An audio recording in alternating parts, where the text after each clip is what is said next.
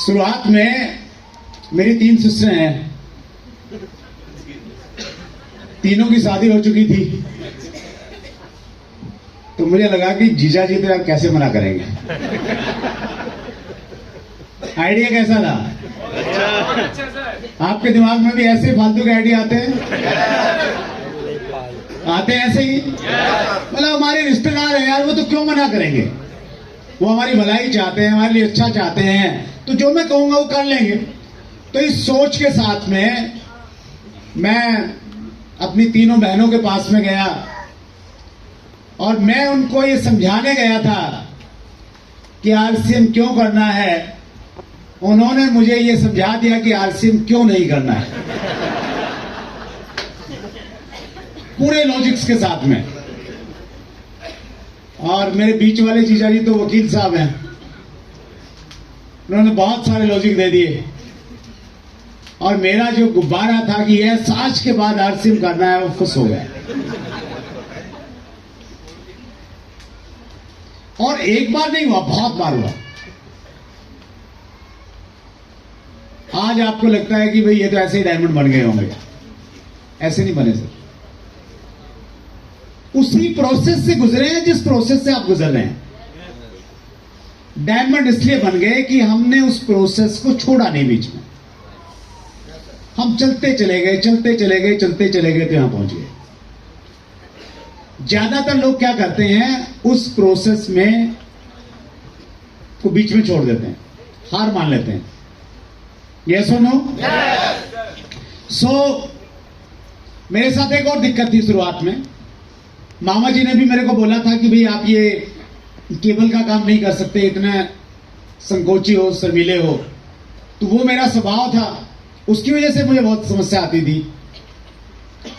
शुरुआत में मैं बड़ा एक्साइटेड होकर किसी से मिलने के लिए जाता, ये सोचते हुए जाता कि उसको प्लान दिखाऊंगा, फिर उसे ज्वाइन करवाऊंगा, किट विट साथ में लेके जाता था, फिर उसकी लिस्ट बनवाऊंगा और मुंगेरी लाल की तरह सोचते हुए जाता था, फिर उसको रॉयल्टी में लेके जाऊंगा। सब सोच के जाता और जाने के बाद में चाय पी के वापस आ जाता। बहुत बार हुआ मेरे साथ में। सामने वाला पूछता भी, किस लिए आए थे? नहीं, मैं तो ऐसे ही आ गया, इधर से जा रहा था, मैं सोचा मिलते हुए चलते। मतलब बात कहां से शुरू करूं वही समझ में नहीं आता था। कई बार ये लगता कि नहीं आज इसका मूड ठीक नहीं, फिर आऊंगा। कई बार बात शुरू करना होता, उसका कोई पड़ोसी आ जाता, फिर लगता कि नहीं आज ठीक नहीं, फिर करूंगा। तो बहुत बार ऐसा रहा, इतना एजिटेशन था मेरे अंदर में।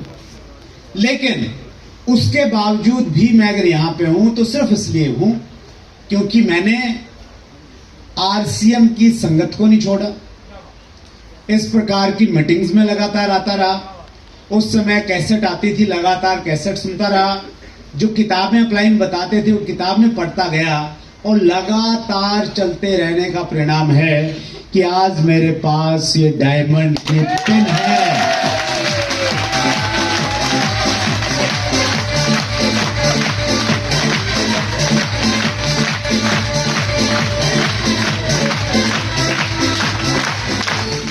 कितने लोग डायमंड बनना चाहते हैं? एक्साइटेड हैं? बहुत बढ़िया। डायमंड, आरसीएम में डायमंड बने या आप किसी भी क्षेत्र में बहुत ऊंचे लेवल पे जाएं, उसके लिए आपको सही रास्ता चुनना जरूरी है। या सुनो, और उस रास्ते पे अगर रास्ता सही है तो फिर लगातार चलते रहना जरूरी है। तो वो रास्ता क्या है और उस पे लगातार आप कैसे चलेंगे, उस पे मैं कुछ बात करने के मूड में हूं, अगर आप सुनने के मूड में हैं। कितने लोग मूड में हैं? चलिए,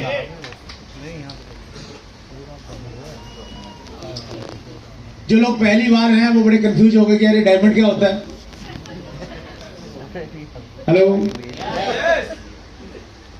आरसीएम में डायमंड एक ऐसा लेवल है जहां पहुंचने के बाद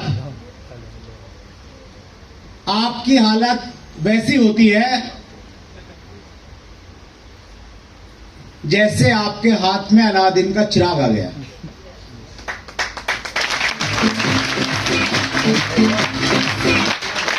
अलादीन के चिराग की कहानी सुनी आपने, क्या है? तो एक चिराग था, अलादीन नाम के व्यक्ति के पास में था। वो उसको घिसता तो उसमें से क्या निकलता था? एक जिन निकलता था। और जिन क्या बोलता था? हुक्म मेरे आका। बताइए क्या मैं आपकी खिदमत कर सकता हूँ, क्या सेवा कर सकता हूँ? और अलादीन उसको बोलता है कि मुझे बढ़िया सी बीकानेर वाली थाली लिया खाने के लिए। तो जाता बीकानेर वाले की थाली ले आता।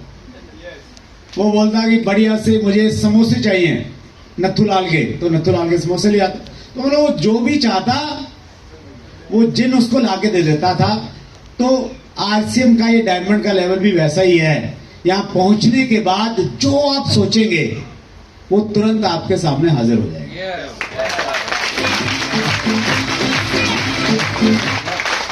चाहे वो गाड़ी है, वो बंगला है, वो शोहरत है, वो जो भी है, जो भी चाहोगे वो सब मिल जाएगा। अब बताइए कितने लोग डायमंड बनना चाहिए? चलिए अब डायमंड कैसे बनना है उसके बारे में थोड़ा बातचीत करेंगे। कुछ स्टेप बाय स्टेप मैं आपसे बातचीत करता हूं, राइट? अंग्रेजी में